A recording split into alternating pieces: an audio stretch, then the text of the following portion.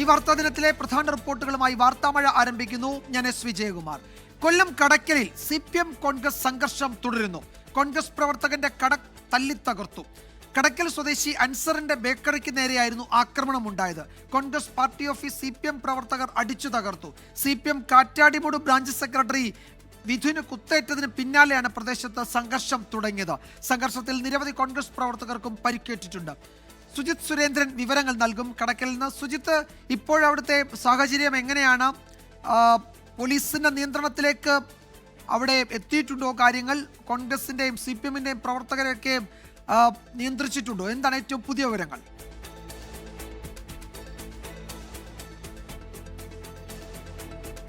വിജയകുമാർ, ഇപ്പോഴും ഇവിടെ സംഘർഷ സാധ്യത നിലനിൽക്കുകയാണ്. അതുകൊണ്ട് തന്നെ കൂടുതൽ പോലീസ് ഇപ്പോൾ സ്ഥലത്ത് ക്യാമ്പ് ചെയ്യുകയാണ്. കടക്കൽ ബസ് സ്റ്റാൻഡിലും പരിസരത്തുമായി കൂടുതൽ പോലീസിനെ വിന്യസിച്ചിട്ടുണ്ട്. ഈ സ്കൂൾ പാർലമെന്റ് തെരഞ്ഞെടുപ്പുമായി ബന്ധപ്പെട്ട് SFI KSU പ്രവർത്തകർ തമ്മിലുള്ള തർക്കങ്ങളാണ് കോൺഗ്രസ് CPIM സംഘർഷത്തിലേക്ക് കടക്കലിൽ കലാശിച്ചത്.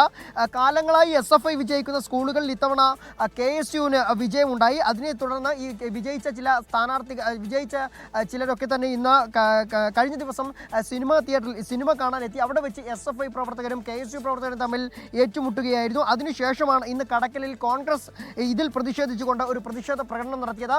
ഈ തിയേറ്ററിന് മുന്നിലുണ്ടായ സംഘർഷവുമായി ബന്ധപ്പെട്ട് 24 പേർക്കെതിരെ കടക്കൽ പോലീസ് കേസെടുത്തിരുന്നു. പക്ഷേ ഈ പ്രതികളെ പിടികൂടുന്നില്ല എന്ന് ആരോപിച്ചുകൊണ്ടും ഈ പ്രവർത്തകരെ മർദ്ദിച്ചതിലും പ്രതിഷേധിച്ചുകൊണ്ടാണ് KSU പ്രവർത്തകർ ഇന്ന് കോൺഗ്രസ് പ്രവർത്തകർ ചേർന്നുകൊണ്ട് ഇന്ന് കടക്കലിൽ പ്രതിഷേധ പ്രകടനം സംഘടിപ്പിച്ചത്. ഈ പ്രതിഷേധ പ്രകടനത്തിനിടെ CPMനെ പ്രകോപിപ്പിക്കുന്ന തരത്തിലുള്ള മുദ്രാവാക്യങ്ങൾ മുഴക്കിയതോടെയാണ് SFI, DYFI, CPM പ്രവർത്തകർ ഈ കോൺഗ്രസ് പ്രവർത്തകർക്ക് നേരെ ആക്രമണം നടത്തിയത്. ഈ ആക്രമണത്തിനിടെയാണ് ഇവിടുത്തെ കാറ്റാടിമൂട് ബ്രാഞ്ച് സെക്രട്ടറിക്ക് കുത്തേറ്റത്. വിധുവിന് കുത്തേറ്റതിന് നെഞ്ചിലും അതുപോലെ തന്നെ മുഖത്തുമാണ് കുത്തേറ്റത്. കടക്കൽ താലൂക്ക് ആശുപത്രിയിൽ പ്രവേശിപ്പിക്കുകയും ചെയ്തു. അതിനുശേഷം നിരവധി കോൺഗ്രസ് പ്രവർത്തകർക്കും പരിക്കേറ്റു. എനിക്ക് പിന്നിൽ കാണുന്ന ഈ കട സംസം ബേക്കറി എന്ന് പറയുന്ന ഒരു കോൺഗ്രസ് പ്രവർത്തകനായ ആളുടെ കടയാണ്. ആ കടയിൽ ആക്രമണം ഉണ്ടാവുകയും ചെയ്തു. അതിനുശേഷം സ്ഥലത്ത് സംഘർഷ സാധ്യത കൂടുതൽ രൂക്ഷമാവുകയായിരുന്നു. പിന്നാലെ CPMന്റെ പ്രതിഷേധ പ്രകടനവും ഉണ്ടായി. അതിനുശേഷമാണ് കൂടുതൽ പോലീസിനെ സ്ഥലത്തേക്ക് എത്തിച്ചത്. ഇപ്പോൾ കടക്കൽ ബസ് സ്റ്റാൻഡ് പരിസരം പൂർണ്ണമായും പോലീസ് വലയത്തിലാണുള്ളത്.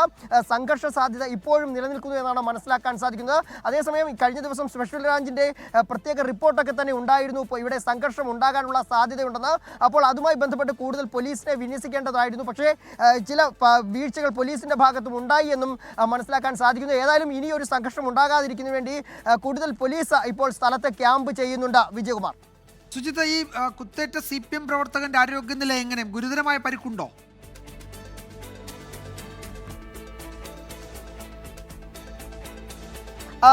വിജയകുമാർ, ഈ വിധുവിന്റെ നെഞ്ചിലും അതുപോലെ തന്നെ മുഖത്തുമാണ് കുത്തേറ്റിട്ടുള്ളത്. കടക്കൽ താലൂക്ക് ആശുപത്രിയിൽ ചികിത്സയിലാണ്. നില അതീവ ഗുരുതരം ആണ് എന്ന് പറയാൻ കഴിയില്ല.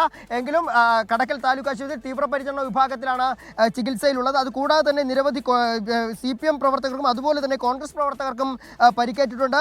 കോൺഗ്രസ് നേതാക്കളായ ഷമീം വളവുപച്ച, ഷമീർ, മുനീർ എന്നിവരെ പരിക്കുകളോടെ കൊട്ടാരക്കര താലൂക്ക് ആശുപത്രിയിൽ പ്രവേശിപ്പിച്ചിരിക്കുകയാണ്. അതുപോലെ തന്നെ DYFIയുടെ മേഖലാ പ്രസിഡന്റായിട്ടുള്ള അരുൺ, അതുപോലെ DYFI പ്രവർത്തകരായ വിശാഖ്, റിയാസ്, പ്രീജിത്ത് എന്നിവർക്കും പരിക്കേറ്റുണ്ട്. 6 CPM പ്രവർത്തകർക്കാണ് പരിക്കേറ്റതായി നിലവിൽ മനസ്സിലാക്കാൻ സാധിക്കുന്നത്. ഈ പ്രതിഷേധ പ്രകടനമുണ്ടായി വന്നതിന് തൊട്ടു പിന്നാലെ കോൺഗ്രസിന്റെ പാർട്ടി ഓഫീസിന് നേരെ ആക്രമണമുണ്ടായി. കോൺഗ്രസിന്റെ പാർട്ടി ഓഫീസും അടിച്ച് തകർത്തിട്ടുണ്ട്. ഏതായാലും ഇരു കൂട്ടരും തമ്മിൽ വലിയ രീതിയിലുള്ള ഒരു സംഘർഷമാണ് ഉണ്ടായത്. ആ സംഘർഷത്തിനാണ് കടക്കൽ ഇന്ന് വൈകുന്നേരം സാക്ഷിയായത്. ഇതിന്റെ പരസ്പരമുള്ള പഴിചാറലുകളും അതുപോലെ തന്നെ ചേരിതിരിഞ്ഞുള്ള പോരാട്ടവും ഒക്കെ ആയിരുന്നു ഇവിടെ കാണാൻ സാധിച്ചത്. പരസ്പരം പോർവിളികളോടെ ഇരുകൂട്ടരും രംഗത്ത് വരികയായിരുന്നു. ചേരിതിരിഞ്ഞ് തമ്മിൽ തല്ലുകയായിരുന്നു. കൂടുതൽ പോലീസ് സ്ഥലത്തേക്ക് എത്തുകയുമായിരുന്നു തുടർന്ന്. എന്തായാലും ഇപ്പോഴും ആ ഒരു സംഘർഷ സാധ്യതകൾ അവസാനിക്കുന്നില്ല. സംഘർഷ സാധ്യത കണക്കിലെടുത്തുകൊണ്ട് കൂടുതൽ പോലീസിനെ സ്ഥലത്തെത്തിച്ചിരിക്കുന്നു. ഇപ്പോൾ രാത്രിയിലും നമുക്ക് പിന്നിൽ കാണാൻ സാധിക്കുന്നുണ്ട് പോലീസിനെ ഇവിടെ വിന്യസിച്ചിരിക്കുകയാണ്. പക്ഷേ ഇപ്പോൾ പല പ്രവർത്തകരും ഒളിവിലേക്ക് പോയി എന്നുള്ള വിവരങ്ങളും നമുക്ക് ലഭിക്കുന്നുണ്ട്. ഏതായാലും ഇതിൻ്റെ കൂടുതൽ സംഘർഷങ്ങൾ ഉണ്ടാകാതിരിക്കുന്നതിന് വേണ്ടിയാണ് കൂടുതൽ പോലീസിനെ ഇപ്പോൾ സ്ഥലത്തേക്ക് എത്തിച്ചിട്ടുള്ളത്. വിജയകുമാർ. യെസ്, കടക്കലിൽ സംഘർഷം ഇപ്പോൾ അയവ് വന്നിട്ടുണ്ടെങ്കിലും ആ സംഘർഷ സാഹചര്യം പൂർണ്ണമായും ഒഴിവായിട്ടില്ല എന്നാണ് സുജിത് സുരേന്ദ്രൻ റിപ്പോർട്ട് ചെയ്തത്. പോലീസിന്റെ വലിയ വിന്യാസം ആ മേഖലയിലുണ്ട്. ആ ബസ് സ്റ്റാൻഡ് പൂർണ്ണമായും പോലീസ് വലയത്തിൽ തന്നെയാണ്. ഒരു CPMന്റെ ബ്രാഞ്ച് സെക്രട്ടറി വിധുന് കുത്തേറ്റിട്ടുണ്ട്. കുറച്ച് പരിക്കൊണ്ട് ചികിത്സയിലാണ്. കോൺഗ്രസിന്റെ ഒരു ഓഫീസ് ആക്രമിച്ചിട്ടുണ്ട്. പ്രവർത്തകർക്ക് പലർക്കും പരിക്കേറ്റിട്ടുണ്ട്. അപ്പോൾ രണ്ടു ഭാഗത്തും പ്രവർത്തകർക്ക് പരിക്കേൽക്കുകയും ഒക്കെ ചെയ്തിട്ടുണ്ട്. ആ സാഹചര്യം തുടരുന്നുണ്ട്. വലിയ പോലീസ് വിന്യാസം അവിടെയുണ്ട്. മറ്റൊരു പ്രധാന വാർത്ത ഇപ്പോൾ വരുന്നത് പറവൂരിൽ നിന്നാണ്. അവിടെ യുവതി പുഴയിൽ ചാടി ആത്മഹത്യ ചെയ്തു. പറവൂർ കോട്ടുവള്ളി സ്വദേശിനി ആശ ബെന്നിയാണ് മരിച്ചത്. പലിശയ്ക്ക് പണമെടുത്തതിൽ നിരന്തരം ഭീഷണിപ്പെടുത്തിയിരുന്നുവെന്നും എൻ്റെ മരണകാരണം ഇതാണ് എന്നും ആത്മഹത്യാക്കുറിപ്പിൽ അവർ സൂചിപ്പിച്ചിട്ടുണ്ട്. ആൻമരിയ സണ്ണി വിവരം നൽകും കൊച്ചിയിൽ നിന്ന്. ആൻമരിയ, ഇതാരാണ് ഇവർക്ക് പണം നൽകുകയും പിന്നീട് അത് തിരിച്ചു കിട്ടാൻ വേണ്ടി തുടർച്ചയായി ഭീഷണിപ്പെടുത്തുകയും ചെയ്തത്? അതും ആ കുറിപ്പിൽ ഉണ്ടാകുമല്ലോ.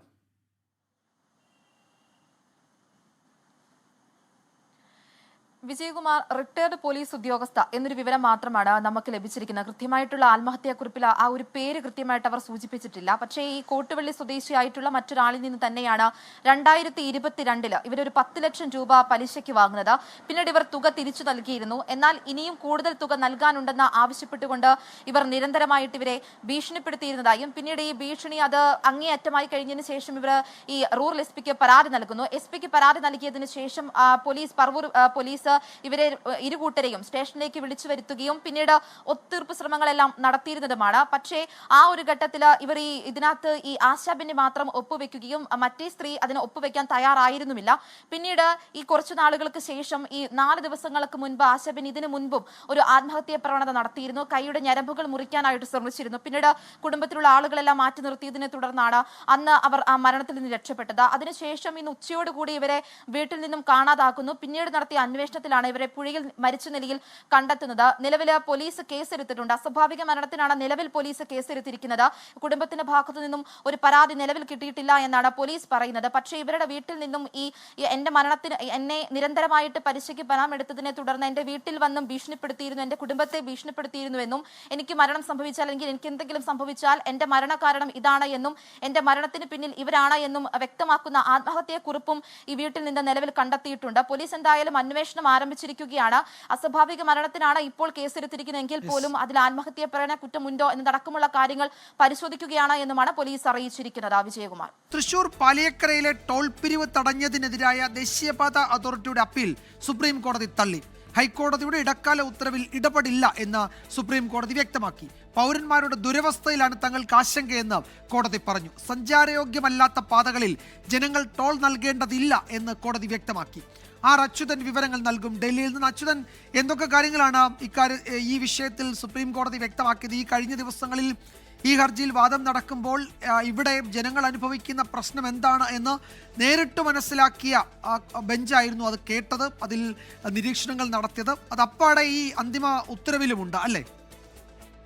തീർച്ചയായിട്ടും വിജയകുമാർ, കാരണം ചീഫ് ജസ്റ്റിസും അതുപോലെ തന്നെ ബെഞ്ചിലെ തന്നെ ജസ്റ്റിസ് വിനോദ് ചന്ദ്രനും നേരിട്ട് ഈ ദുരനുഭവം അവർക്കറിയാവുന്നത് ഈ ഹർജി പരിഗണിച്ച ഘട്ടത്തിൽ തന്നെ കോടതിയിൽ അറിയിക്കുകയുണ്ടായി. ഒപ്പം തന്നെ റോഡിന്റെ അവസ്ഥ പരിതാപകരമെന്നായിരുന്നു സുപ്രീം കോടതി ഈ വിഷയത്തിൽ ദേശീയപാത അതോറിറ്റിക്കെതിരെ വിമർശനമായി ഉന്നയിച്ചത്. 1 കിലോമീറ്റർ പിന്നിടേണ്ടടുത്ത് 1 മണിക്കൂർ കൊണ്ട് പിന്നിടേണ്ട ദൂരം 12 മണിക്കൂർ അടുത്താണ് പിന്നിടേണ്ടി വരുന്നത്. എന്തായാലും നിലവിൽ ഈ ഉത്തരവ്, അതായത് ദേശീയപാത അതോറിറ്റിയുടെ ഹർജി തള്ളിക്കൊണ്ടുള്ള ഉത്തരവിലും വിമർശനം തന്നെയാണ് ഉന്നയിച്ചിരിക്കുന്നത്. പൗരന്മാരുടെ ദുരവസ്ഥയിൽ തങ്ങൾക്ക് ആശങ്കയുണ്ട് എന്ന് സുപ്രീം കോടതി അറിയിക്കുന്നു. ഗട്ടറുകളിലും കുഴികളിലും പണം നൽകാതെ സഞ്ചരിക്കാനാകണം. കാര്യക്ഷമതയില്ലായ്മയുടെ പ്രതീകമാണ് റോഡിലെ ഗട്ടറുകൾ എന്നുകൂടി സുപ്രീം കോടതിയുടെ ഉത്തരവിലുണ്ട്.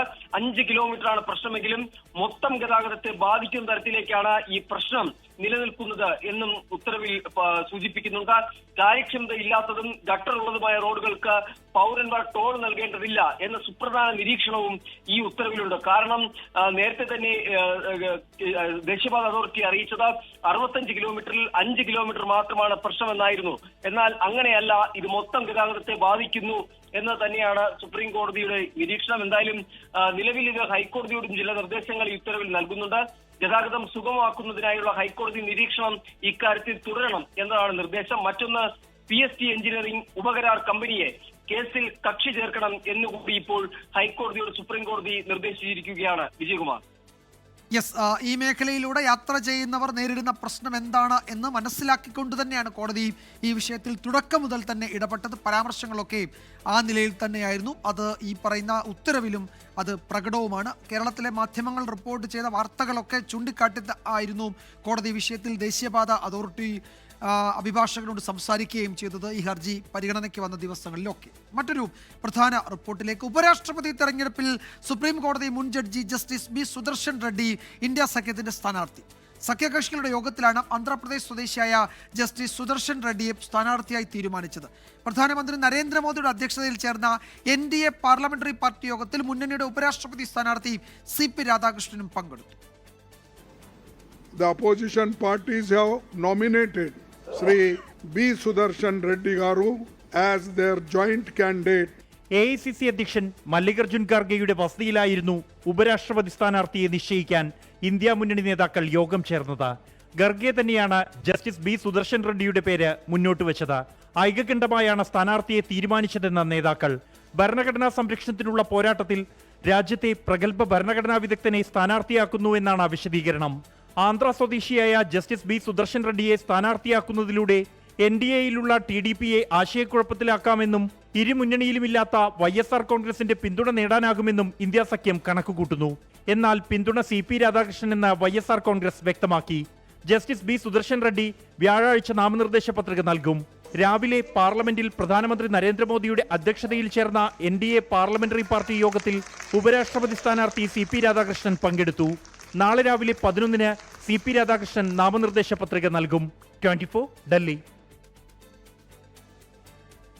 തെരഞ്ഞെടുപ്പ് കമ്മീഷനും BJPയും തമ്മിൽ കൂട്ടുകെട്ട് എന്ന ആരോപണം ആവർത്തിച്ച് ലോക്സഭാ പ്രതിപക്ഷ നേതാവ് രാഹുൽ ഗാന്ധി.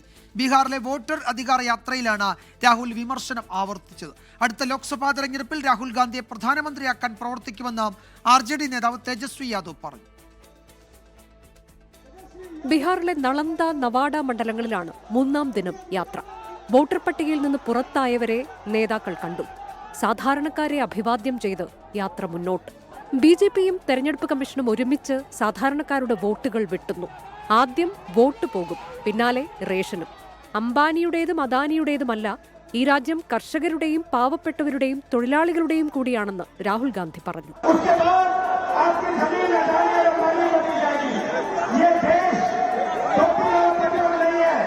ലോക്സഭാ തെരഞ്ഞെടുപ്പിൽ വോട്ട് ചെയ്തവരെ പോലും ഇപ്പോൾ മരിച്ചവരായി പ്രഖ്യാപിക്കുന്നു.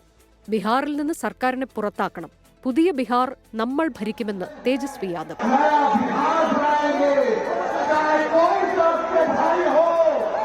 3-ാം ദിനം പൊതുസമ്മേളനത്തോടെ അവസാനിക്കുന്ന യാത്ര മറ്റന്നാൾ പുനരാരംഭിക്കും. 16 ദിവസം നീണ്ടു നിൽക്കുന്ന യാത്ര 60 മണ്ഡലങ്ങളിലൂടെ കടന്നുപോകും. ബീഹാറിൽ നിന്ന് ക്യാമറാമാൻ ജിജീന്ദ്രനൊപ്പം വിനീത VG 24. കനത്ത മഴയിൽ വിറങ്ങലിച്ച് മുംബൈ മഹാനഗരം. നഗരത്തിൽ പ്രളയ സമാന സാഹചര്യമാണ്. രക്ഷാപ്രവർത്തനത്തിന് പലയിടത്തും സൈന്യം രംഗത്തിറങ്ങി. റോഡ് റെയിൽ ഗതാഗതം നിലച്ചു. 400-ലേറെ വിമാന സർവീസുകളാണ് വൈകിയത്. അടുത്ത 2 ദിവസം മഴ തുടരുമെന്ന് കാലാവസ്ഥാ മുന്നറിയിപ്പുണ്ട്. 24 മണിക്കൂറിനിടെ 250 മില്ലിമീറ്ററിലധികം മഴയാണ് മുംബൈ നഗരത്തിൽ പെയ്തത്. പെരുമഴപ്പെയ്ത്തിൽ വെള്ളക്കെട്ട് രൂക്ഷമായതോടെ ജനം വലഞ്ഞു. വാഹനങ്ങൾ വെള്ളത്തിൽ തകരാറിലായി. പലയിടത്തും ക്രെയിൻ സർവീസ് എത്തി വാഹനങ്ങൾ കെട്ടിവലിക്കേണ്ടി വന്നു. മുംബൈയിലെ മിത്തി നദിക്ക് സമീപമാണ് കുർള വെസ്റ്റിലെ ക്രാന്തി നഗർ. രാവിലെ 6 മണിയോടെയാണ് നദി കര കവിഞ്ഞു തുടങ്ങുകയും വീടുകൾക്കുള്ളിലേക്ക് വെള്ളം ഇരച്ചെത്തുകയും ചെയ്തത്. ഏതാണ്ട് 5 അടി വരെ വെള്ളം ഉയർന്നു എന്നതാണ് ഇവിടുത്തെ നാട്ടുകാർ പറയുന്നത്. ട്രാക്കുകളിൽ വെള്ളം നിറഞ്ഞതോടെ മുംബൈയിലെ സബർബൻ ട്രെയിൻ സർവീസ് താൽക്കാലികമായി നിർത്തിവെക്കേണ്ടി വന്നു. ഹാർബർ സെൻട്രൽ ലൈനുകളിലാണ് ഗതാഗതം തടസ്സപ്പെട്ടത്. 400-ലേറെ വിമാന സർവീസുകളും വൈകി. അഹമ്മദാബാദ് മുംബൈ ദേശീയപാതയിലും വെള്ളം കയറിയതോടെ ഗതാഗതം തടസ്സപ്പെട്ടു. ബോംബെ ഹൈക്കോടതി ഉച്ചയോടെ ഇന്നത്തെ കോടതി നടപടികളെല്ലാം അവസാനിപ്പിച്ചു. സർക്കാർ, അർദ്ധ സർക്കാർ സ്ഥാപനങ്ങൾക്കും സ്കൂളുകൾക്കും മുംബൈ കോർപ്പറേഷൻ ഇന്ന് അവധി പ്രഖ്യാപിച്ചിരുന്നു. മുംബൈയിൽ നിന്നും വരുൺ വടശ്ശേരിക്കൊപ്പം ശ്രീനാഥ് ചന്ദ്രൻ, 24. വൈദ്യുതി ബന്ധം നിലച്ചതോടെ മുംബൈയിൽ മോണോ റെയിൽ ട്രാക്കിൽ കുടുങ്ങി. അതിസാഹസികമായി യാത്രക്കാരെ പുറത്തിറക്കുകയാണ്. ക്രെയിനുകൾ ഉപയോഗിച്ചാണ് രക്ഷാ ദൗത്യം. സാങ്കേതിക വിദഗ്ധരുടെ നേതൃത്വത്തിൽ തകരാർ പരിഹരിക്കാനും ശ്രമം തുടരുകയാണ്. പുറത്തിറക്കിയ യാത്രക്കാർക്ക് അടിയന്തര വൈദ്യസഹായം ലഭ്യമാക്കി. ആ ദൃശ്യങ്ങളാണ് പ്രേക്ഷകർ ഇപ്പോൾ കാണുന്നത്. ശ്രീനാഥ് ചന്ദ്രൻ വിവരങ്ങൾ നൽകും. ശ്രീനാഥ്, അതിൽ നേരത്തെ ഏതാണ്ട് ഒരു 9 മണിക്ക് വന്ന റിപ്പോർട്ടുകൾ അനുസരിച്ച് 100ഓളം യാത്രക്കാർ ഇനിയും പുറത്തിറങ്ങാനുണ്ട് എന്നായിരുന്നു ദേശീയ മാധ്യമങ്ങളൊക്കെ പറഞ്ഞിരുന്നത്. ഇപ്പോഴത്തെ അവസ്ഥ എന്താണ്? മുഴുവൻ ആളുകളെയും പുറത്തിറക്കിയോ? എന്താണ് മുംബൈയിലെ ഒരു പൊതു സാഹചര്യം ഇപ്പോൾ?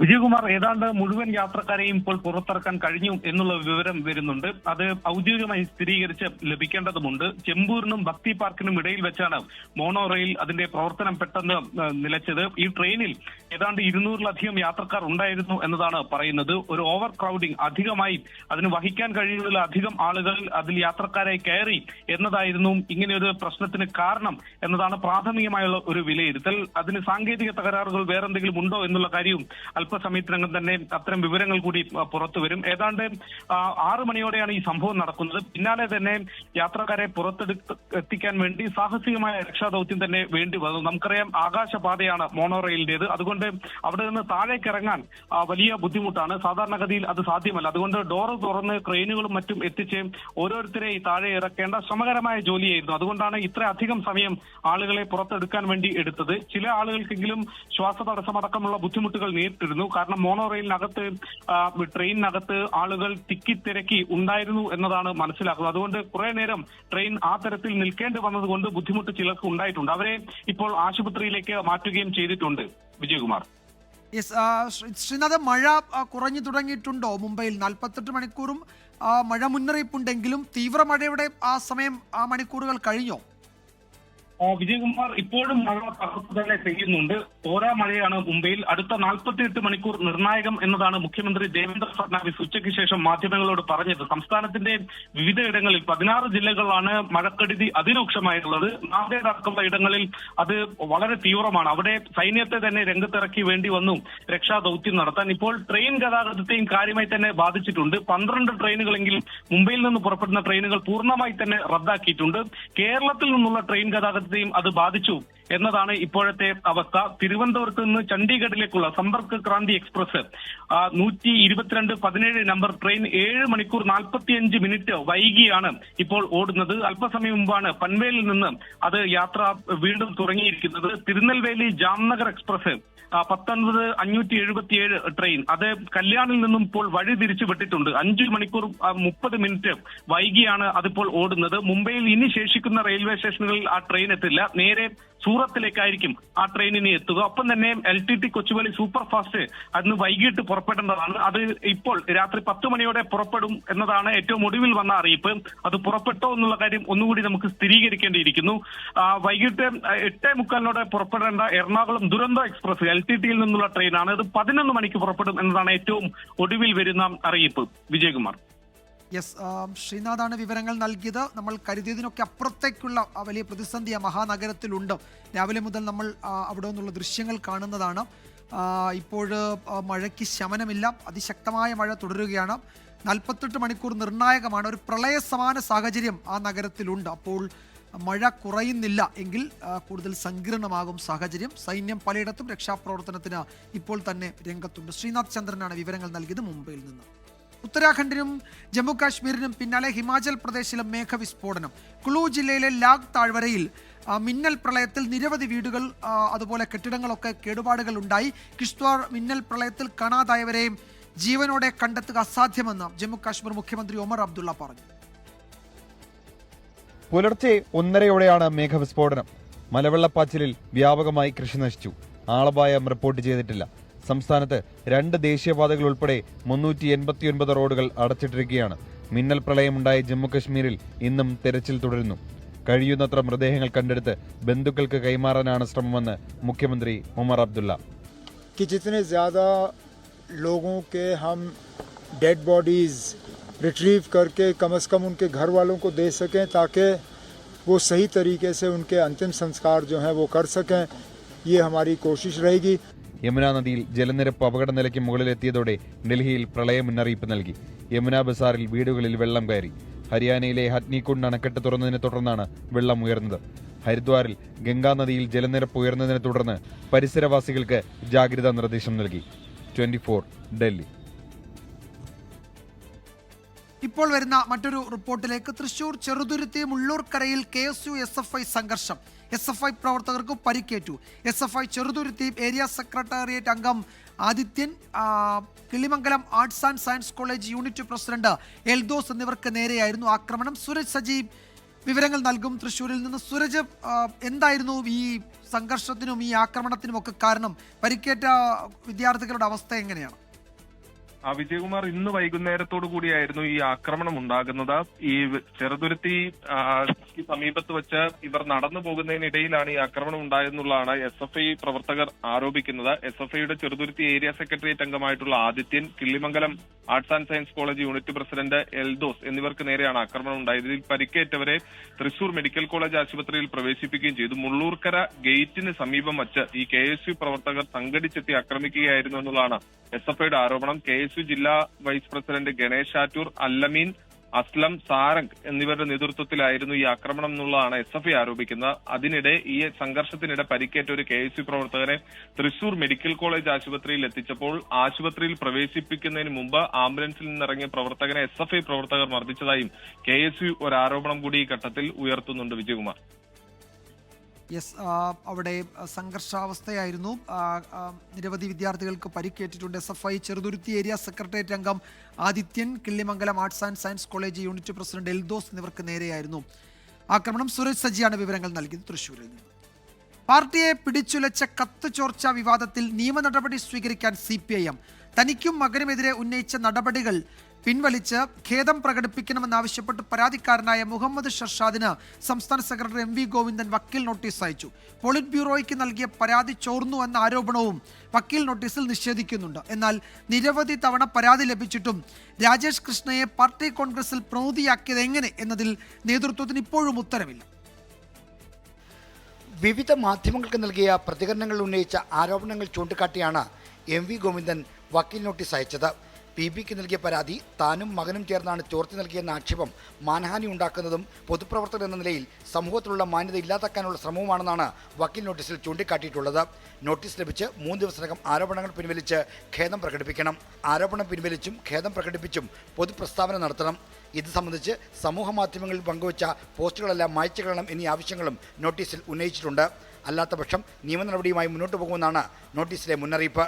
PBക്ക് നൽകിയ പരാതി പരാതിക്കാരൻ തന്നെ മാധ്യമങ്ങൾക്കും അടുപ്പമുള്ളവർക്കും നൽകിയിട്ടുള്ളതാണെന്ന വാദവും നോട്ടീസിലുണ്ട്.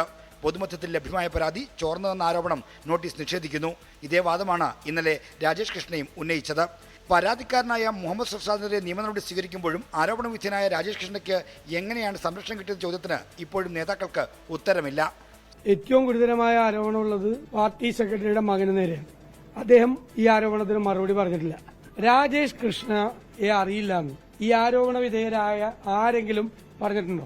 നിർണായക ചോദ്യങ്ങൾക്ക് മറുപടിയില്ലെങ്കിലും സംസ്ഥാന സെക്രട്ടറിയെ പ്രതിരോധിക്കാൻ നേതാക്കൾ സജീവമായി രംഗത്തുണ്ട്.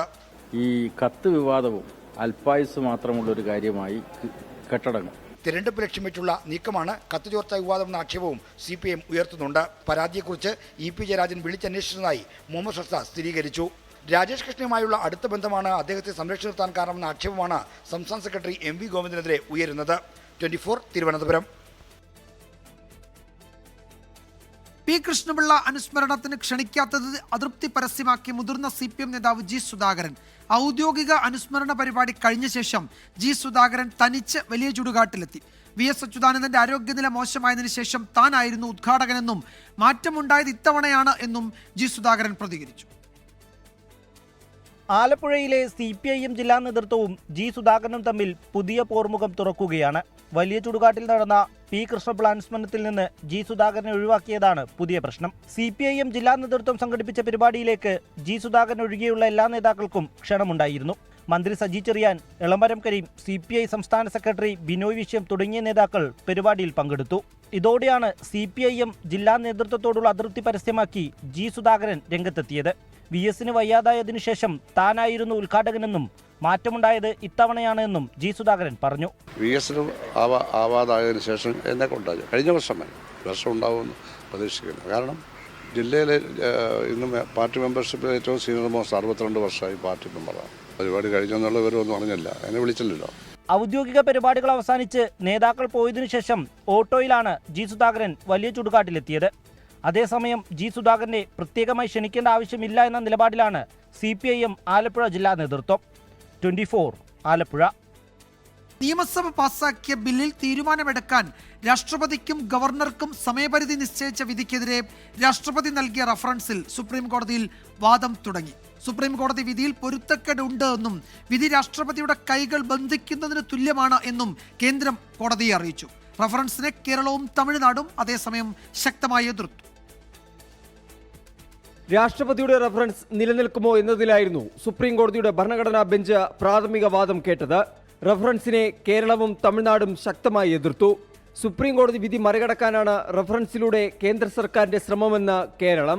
മന്ത്രിസഭയുടെ ഉപദേശപ്രകാരം പ്രവർത്തിക്കുക എന്നതാണ് രാഷ്ട്രപതിയുടെ ചുമതലയെന്നും കേരളം വാദിച്ചു. രാഷ്ട്രപതിയുടെ റഫറൻസ് നിയമപരമായി നിലനിൽക്കില്ല എന്ന് തമിഴ്നാട് വാദിച്ചു. റഫറൻസിനെ അനുകൂലിച്ച് വാദമുന്നയിച്ച കേന്ദ്രം വിധി ഭരണഘടനാപരമായ പ്രശ്നങ്ങൾ സൃഷ്ടിക്കുന്നുവെന്നും ചൂണ്ടിക്കാട്ടി. വിധി രാഷ്ട്രപതിയുടെ കൈകൾ ബന്ധിക്കുന്നതിന് തുല്യമെന്നും ബില്ലിൽ അനുമതി നൽകണോ വേണ്ടയോ എന്ന രാഷ്ട്രപതിയുടെ അധികാരത്തിലേക്കാണ് കോടതി കടന്നുകയറിയതെന്നും കേന്ദ്രത്തിനു വേണ്ടി ഹാജരായ സോളിസിറ്റർ ജനറൽ തുഷാർ മേത്ത കോടതിയിൽ പറഞ്ഞു. ഗവർണർക്ക് വീഴ്ചയുണ്ടായി എന്ന് ചൂണ്ടിക്കാട്ടി ബില്ലുകൾക്ക് അനുമതി നൽകാൻ സുപ്രീം കോടതിക്ക് കഴിയില്ലെന്നും കേന്ദ്രം ഭരണഘടനാ ബെഞ്ചിനെ അറിയിച്ചു. സുപ്രീം കോടതി വിധിയിൽ ഭരണഘടനാ പ്രശ്നമുണ്ടെങ്കിൽ അത് പരിശോധിക്കുമെന്ന് ഭരണഘടനാ ബെഞ്ചിന്റെ തലവൻ ചീഫ് ജസ്റ്റിസ് BR ഗവായി വ്യക്തമാക്കി. 24 ഡൽഹി. ഡിജിറ്റൽ സാങ്കേതിക സർവകലാശാല VC നിയമനത്തിനായുള്ള സുപ്രീം കോടതി ഉത്തരവിന്റെ കൂടുതൽ വിവരങ്ങൾ പുറത്ത്. VCയെ ഗവർണർ തെരഞ്ഞെടുക്കേണ്ടത് മുഖ്യമന്ത്രി നിശ്ചയിക്കുന്ന മുൻഗണനാ പട്ടികയിൽ നിന്നാണ് എന്ന് ഉത്തരവിൽ പറയുന്നുണ്ട്. സെർച്ച് കമ്മിറ്റി നൽകുന്ന പാനലിൽ മുഖ്യമന്ത്രിക്ക് മുൻഗണനാ ക്രമം തീരുമാനിക്കാം. മുഖ്യമന്ത്രിയുടെ ശുപാർശയിൽ എതിർപ്പുണ്ടെങ്കിൽ ചാൻസലർ സുപ്രീം കോടതിയെ അറിയിക്കണം. അന്തിമ തീരുമാനം സുപ്രീം കോടതി സ്വീകരിക്കുമെന്നും ഉത്തരവിൽ പറയുന്നു. ഇതോടെ VC നിയമനത്തിനായുള്ള മുൻഗണനാ ക്രമം സംസ്ഥാന സർക്കാരിന് തീരുമാനിക്കാം. പ്രതിഷേധത്തെ തുടർന്ന് ഡിവൈഎഫ്ഐ കേന്ദ്ര കമ്മിറ്റി അംഗം ഡോക്ടർ JS ഷിജു ഖാൻ പങ്കെടുക്കേണ്ടിയിരുന്ന കേരള സാഹിത്യ അക്കാദമി അന്താരാഷ്ട്ര സാഹിത്യോത്സവത്തിലെ സെഷൻ റദ്ദാക്കി. ശിശുക്ഷേമ സമിതിയുടെ ചുമതലയിലിരിക്കെയുണ്ടായ ദത്തു വിവാദത്തിൽ ഷിജു ഖാൻ സ്വീകരിച്ച നിലപാടുകളിൽ പ്രതിഷേധം അറിയിച്ച് പാനലിസ്റ്റ് ഉൾപ്പെടെ രംഗത്തു വരികയായിരുന്നു. തുടർന്ന് കുട്ടികളും പൗരരാണ് എന്ന വിഷയത്തിൽ നടക്കേണ്ടിയിരുന്ന ചർച്ച അക്കാദമിയും ഒഴിവാക്കി. കുട്ടികളുടെ വിഷയം ചർച്ച ചെയ്യുന്ന വേദിയിൽ ഷിജു ഖാനൊപ്പം വേദി പങ്കിടാനാവില്ലെന്നറിയിച്ച് സഹപാനലിസ്റ്റായ അഡ്വക്കേറ്റ് കുക്കു ദേവകി പിന്മാറിയതിന് പിന്നാലെ സാംസ്കാരിക മേഖലയിൽ നിന്ന് തന്നെ വലിയ പ്രതിഷേധമാണ് ഷിജു ഖാനെതിരെ ഉയർന്നത്. ഷിജു ഖാനെ സ്വമേധയാ പരിപാടിയിൽ നിന്ന് പിൻവലിക്കാൻ സാഹിത്യ അക്കാദമി ശ്രമം നടത്തിയെങ്കിലും തയ്യാറായിരുന്നില്ല. ഡിവൈഎഫ്ഐ CPM നേതൃത്വത്തിന്റെ ഇടപെടലും വിഫലമായി. പരിപാടിയിൽ പങ്കെടുക്കുമെന്ന് ഷിജു ഖാൻ പ്രഖ്യാപിക്കുകയും ഡിവൈഎഫ്ഐ പിന്തുണ പ്രഖ്യാപിക്കുകയും ചെയ്തതോടെ സാഹിത്യ അക്കാദമിയുടെ ചുമതല വഹിക്കുന്ന കവി K. സച്ചിദാനന്ദൻ കടുത്ത നിലപാടെടുത്തു. ഷിജു ഖാനെ പറ്റി ഇങ്ങനെ ഒരു പാസ്റ്റ് ഉണ്ടെന്നുള്ളതിനെ പറ്റിയുള്ളൊരു യാതൊരു ധാരണ എനിക്കില്ല. അപ്പോൾ ഷിജു ഖാൻ്റെ പേര് വരുന്നതിൽ അപ്പോൾ പ്രത്യേകിച്ച് ഒബ്ജക്ഷൻ ഉണ്ട്. പിന്നെ ഈ ഇഷ്യൂസ് വന്നപ്പോഴാണ് മേ ബി അതുകൊണ്ടൊരു പ്രശ്നം ഉണ്ടായേക്കാം എന്നുള്ളൊരു തോന്നലുണ്ടായി. ഒടുവിൽ സെഷൻ തന്നെ ഒഴിവാക്കി വിഷയത്തിന് പരിഹാരം കാണുകയായിരുന്നു അക്കാദമി. എന്നാൽ സാഹിത്യോത്സവ വേദിയിലേക്ക് എത്തുമെന്ന നിലപാടിലാണ് ഷിജു ഖാൻ എന്നാണ് അടുത്ത വൃത്തങ്ങൾ നൽകുന്ന സൂചന. സൂരജ് ജി, 24 തൃശൂർ. ബലാത്സംഗ കേസിൽ റാപ്പർ വേടന്റെ അറസ്റ്റ് തടഞ്ഞ് ഹൈക്കോടതി. മുൻകൂർ ജാമ്യാപേക്ഷ തീർപ്പാക്കുന്നതുവരെ അറസ്റ്റ് പാടില്ല എന്ന് പോലീസിന് നിർദ്ദേശം നൽകി. ഉഭയസമ്മതപ്രകാരമുള്ള ശാരീരിക ബന്ധം എങ്ങനെ ബലാത്സംഗമാകുമെന്ന് കോടതി ചോദിച്ചു. റാപ്പർ വേടനെതിരെ ഗുരുതര ആരോപണങ്ങളാണ് പരാതിക്കാരി കോടതിയിൽ പറഞ്ഞത്. സാമ്പത്തിക ചൂഷണം നടത്തി, വിവാഹ വാഗ്ദാനം നൽകി നിരവധി തവണ പീഡിപ്പിച്ചു.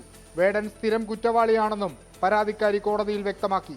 മീറ്റു ആരോപണ വേളയിൽ വേടൻ ഫേസ്ബുക്കിലൂടെ ഖേദം പ്രകടിപ്പിച്ച കാര്യവും പരാതിക്കാരിയുടെ അഭിഭാഷക കോടതിയെ അറിയിച്ചു. ഫേസ്ബുക്ക് പോസ്റ്റുകൾ എങ്ങനെ തെളിവായി സ്വീകരിക്കാനാകുമെന്ന് കോടതി ചോദിച്ചു. ബന്ധങ്ങളിൽ വിള്ളലുണ്ടാകുമ്പോഴൊക്കെ ബലാത്സംഗമായി കണക്കാക്കാനാകില്ലെന്നും കോടതി വ്യക്തമാക്കി. ഇതിനു പിന്നാലെയാണ് ജാമ്യാപേക്ഷയിൽ തീർപ്പുണ്ടാകുന്നതുവരെ വേടന്റെ അറസ്റ്റ് തടഞ്ഞത്. കോടതിയിൽ നിന്ന് കേട്ട് രണ്ട് ഭാഗത്തിനും കേട്ട് കഴിഞ്ഞു. അപ്പോൾ അവർക്ക് എന്തും കൂടി കുറച്ചു നേരം കൂടി ആർഗ്യൂ ചെയ്യണമെന്ന് പറഞ്ഞു. ജഡ്ജ് ഇന്ന് നേരത്തെ റേസ് ചെയ്തുകൊണ്ട് അടുത്ത ദിവസത്തേക്ക് മാറ്റിയിട്ടുണ്ട്. ഓറൽ ഡയറക്ഷൻ കൊടുത്തിട്ടുണ്ട് അറസ്റ്റ് ചെയ്യരുതെന്ന്. വേടനെതിരെ മുഖ്യമന്ത്രിക്ക് മുൻപിലുള്ള പരാതിയെക്കുറിച്ചും കോടതിയിൽ വാദിഭാഗം ഉന്നയിച്ചു. ക്രിമിനൽ നടപടികളിൽ മുഖ്യമന്ത്രിക്ക് എന്ത് പങ്കെന്നായിരുന്നു കോടതിയുടെ മറുചോദ്യം. മുൻകൂർ ജാമ്യാപേക്ഷയിൽ നാളെയും വാദം തുടരും. 2021 മുതൽ 2023 വരെ വിവാഹ വാഗ്ദാനം നൽകി പീഡിപ്പിച്ചെന്ന പരാതിയിൽ തൃക്കാക്കര പോലീസാണ് വേടനെതിരെ കേസെടുത്തത്. വിഷ്ണു സുരേഷ്, 24 കൊച്ചി. ചെറിയ ഇടവേളയ്ക്ക് ശേഷം മെഗാസ്റ്റാർ മമ്മൂട്ടി സിനിമയിലേക്ക് തിരികെ എത്തുന്നു. ചികിത്സയ്ക്കായി ചെന്നൈയിലെത്തിയ മമ്മൂട്ടി പൂർണ്ണ ആരോഗ്യവാനെന്ന് ഡോക്ടേഴ്സ് സാക്ഷ്യപ്പെടുത്തി. തിരിച്ചുവരെ ആഘോഷമാക്കുകയാണ് സുഹൃത്തുക്കളും ആരാധകരും. കഴിഞ്ഞ 7 മാസമായി മമ്മൂട്ടി ചെന്നൈയിൽ ചികിത്സയിലായിരുന്നു. ഇന്ന് രാവിലെയോടെയാണ് എല്ലാ പരിശോധനാ ഫലങ്ങളും പുറത്തുവന്നത്. മമ്മൂട്ടി പൂർണ്ണ ആരോഗ്യവാൻ. നിർമ്മാതാവ് ആന്റോ ജോസഫിന്റെ ഫേസ്ബുക്ക് പോസ്റ്റിലൂടെയാണ് താരത്തിന്റെ തിരിച്ചുവരവ് മലയാളികൾ അറിഞ്ഞത്. പിന്നാലെ പേഴ്സണൽ സെക്രട്ടറി ജോർജിന്റെ കുറിപ്പ്.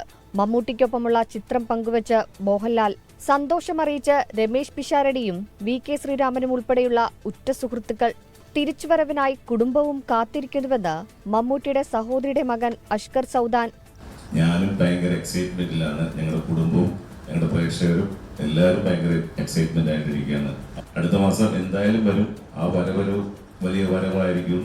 രാഷ്ട്രീയ സാംസ്കാരിക മേഖലയുള്ള വിവിധ പ്രമുഖരും മമ്മൂട്ടിയുടെ തിരിച്ചുവരവിൽ സന്തോഷം പങ്കുവച്ചു.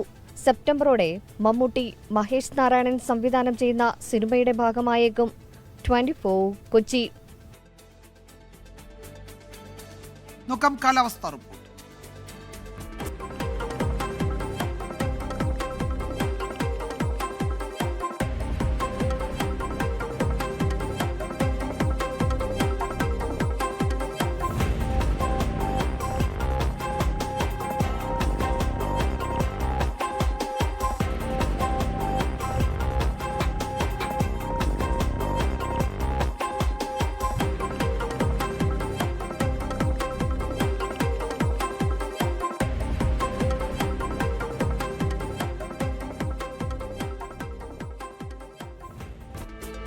റിപ്പോർട്ടോടെ വാർത്താമഴ അവസാനിക്കുന്നു.